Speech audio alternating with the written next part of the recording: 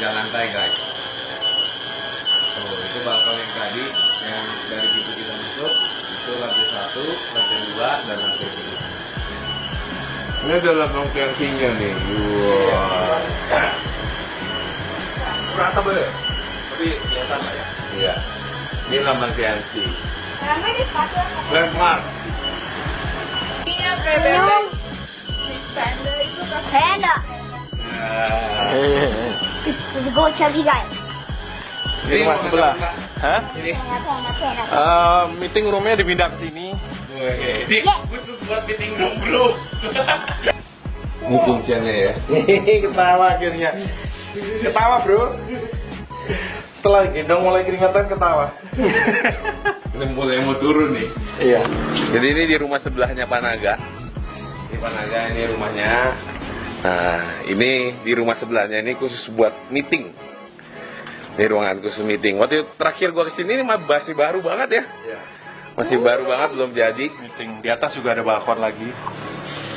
Untuk di atas untuk nyimpen sepeda apa. Cute. Motor. Dan di balkon ada di balkon. Ini di rumah sebelahnya Pak Naga nih. You said we're gonna make. Ya, halo, ini balkon rumah sebelah. Rumah sebelah nih itu. Iya. Di rumahnya Pak Naga ada rumah lagi namanya Pak ya? Ya, jadi belum beres bener sih rumah sebelah. Ya, masih berantakan. Taman depan nyambung, taman belakang nyambung. Ya, dulu dari kamar kos 2 kali 3 meter jadi segini ya, ini hasil dari TRC. Ini ngomong-ngomong kita di lantai 2 loh. Jadi ada 2 lantai di ruangan ini. Itu adalah Bang TNC, cuman nggak kelihatan. Nah, ini buat ruangan meeting, buat dan lain-lain lah. Ruangan hobi. Jadi Bu Sela hobinya hobi ngerajut. Nah, jadi ngerajutnya di sini. Gitu. Ada mainannya juga ya, Pak ya. Gambarnya berapa? Sebelah 7,5, ini sebelah 3 hampir 400, ini 3,5. Jadi totalnya 750 lah. Rumah 720 dari kos-kosan 2 kali 3 kali 3 lah. 3 kali 3. Jadi rumah 700 meter dengan bonus dengan jalan TNC yang modalnya kecil banget ya Pak. Iya. Yang penting niat. Yang penting niat dan ya modal dengkul ya Pak ya. Yang penting niat. Dan impian. Ayo. Halo, ini kenalan dengan teman saya dari zaman dulu, ini Astria Prima tahun 89. Dulu zaman keluarga saya bangkrut, terus saya lulus kuliah tahun 99. Itu ya ini umur udah 10 tahun waktu itu. Saya cuma punya cuma ini, ngekos di kos-kosan mahasiswa. Terus cari kerja, gaji saya UMR naik sedikit. Dan ya benar-benar berjuang dari nol. Dan ya yang tadi Anda lihat semua itu hasil dari TNC, benar-benar luar biasa. Ini teman lama nih, sampai sekarang masih jalan, masih saya rawat juga, masih bisa dipakai juga. Karena teman baru boleh nambah, teman lama jangan lupa. Udah berapa tahun Pak itu Pak? Ya tahun 89 aja belinya. Sekarang sudah hampir 30 ya, 20 berapa berapa itu? 28? Iya 28 tahun. Iya. 20, ya benar 28 tahun ini bareng saya. Lebih lama sama ini daripada sama istri. Jadi baru ketemu tahun 2000-an. Mantap. Pak tolong ini garasnya. Nah, kita mau makan bareng Pak Naga. Wah, tapi ya di syuting nih, makanya sama rumah. Kita lagi makan di warung apa namanya? Inul. Warung Inul. Makan alam di tempat. Makan di tempat alam. Nah sambil nunggu makanannya, ada pertanyaan nih dari teman tadi gua ngepost tentang pertanyaan untuk Pak Naga. Jadi mungkin ada beberapa teman-teman yang nanya. Nah ini dari sosial media.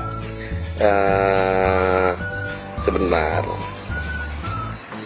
Nah ini Pak, ada yang nanya dari Edward Adrian. Pak, apakah ada perbedaan mengembangkan TNC sebelum era digital dan setelah era digital? Nah itu Pak pertanyaannya.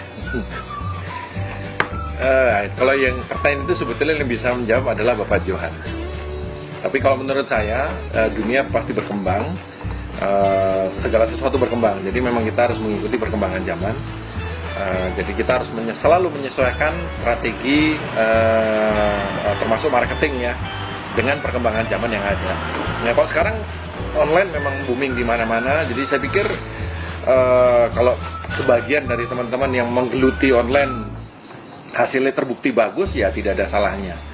Hanya kalau masukan dari saya online dikembangkan oke, tapi jangan lupa offline juga. Karena perkembangan bisnis online ini kan kita masih belum tahu seperti apa bentuknya, nanti gimana, kita belum tahu. Kalau yang offline, kita sudah menjalanin 17 tahun ya selama Tianxi di Indonesia dan itu sudah terbukti. Jadi ya, kalau saran saya sih kombinasikan aja. Kalau Anda bisa punya 2 senjata, kenapa harus 1 senjata? Kan gitu. Menurut saya begitu.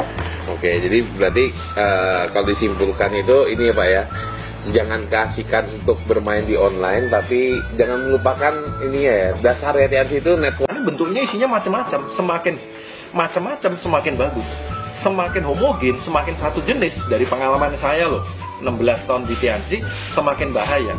Karena begitu ada satu kejadian menghancurkan, itu bisa habis semua. Karena juga kalau kita punya grup hanya di daerah tertentu, di kota tertentu. Kenapa kita nggak perlu bangun ke tempat lain? Karena kalau hanya satu tempat di situ misalnya terjadi sesuatu di kota itu seret perkembangannya, kurang bagus perkembangannya, itu ya aset kita bahaya. Tapi kalau Anda punya banyak kota, bahkan banyak negara, isinya macam-macam heterogen, aset Anda begitu banyak dan begitu bermacam-macam, sehingga ada satu masalah terjadi pun semuanya masih jalan gitu. Betul mungkin berkurang sedikit, tapi yang lain masih jalan semua. Nah itu yang namanya aset. Jadi kalau bisa ya bangun online, bangun offline, silakan. Asal bentuknya aset Pak. Iya, kan tujuan kita di sini kan bangun aset, tempat passive income, iya kan? Nah, satu lagi nih buat Panaga nih. Ketagihan.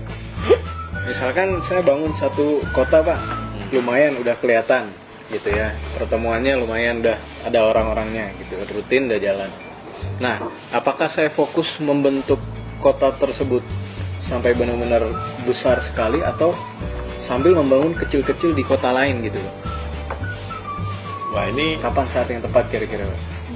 pertanyaan bagus, cuman ini akan lebih pas jawabannya kalau konsultasi khusus ya, nanti bisa dengan offline karena mesti lihat kondisinya seperti apa. Tapi intinya semakin banyak lu punya kantong-kantong aset, beda kota, beda latar belakang, heterogen, itu makin bagus karena makin macam-macam agama, makan macam-macam bentuk orang, macam-macam latar belakang, itu makin kuat. Bahkan nantinya ujung-ujungnya macam-macam negara. Wah, asik banget itu. Ya, jadi lo asetnya mau digoyang pun masih kuat gitu. Goyang satu, yang lain masih kuat. Nah, itu yang mau kita kejar. Terus kalau kita bicara per daerah misalnya kota atau satu negara, kalau saya ya kota tersebut bisa disebut aman itu kalau minimum di kota itu ada leadernya yang crown lah minimum leadernya crown itu ya paling tidak kalau di BPO ya punya 3 atau 4 kaki yang kuat, leader lokalnya ya, bukan pendatang, tapi maksudnya bukan leader luar kota yang sekali-kali di situ, tapi maksudnya yang tinggal di situ Harus jadi crown dulu. iya, minimum ada satu yang crown, itu baru kota itu aman. Nah kalau detailnya nanti mesti dibahas. Itu teknik bangun luar kota, sering saya bahas. Ini Pak Lulu juga sering bahas. Tapi ini makin banyak tempat, makin bagus, makin macam-macam. Cuman harus jadi. Karena kalau lu bangun luar kota itu misalkan, wah Pak saya ke Medan closing bintang platinum, ke Manado closing platinum, ke Jayapura closing platinum, itu bukan bangun luar kota, itu namanya keliling Indonesia. Beda antara bangun luar kota, karena bangun luar kota itu sampai jadi. Yang disebut jadi minimal di kota itu orang lokalnya grup Anda minimum crown. Menurut saya dari pengalaman. Oke. Jadi thank you Pak atas waktunya. Hari ini kita sudah lihat jalan-jalan ke rumahnya Pak Naga dan perubahan yang Pak Naga alamin. Ya intinya seperti kata pepatah Disney, Walt Disney pernah mengatakan if you can dream it, you can achieve it.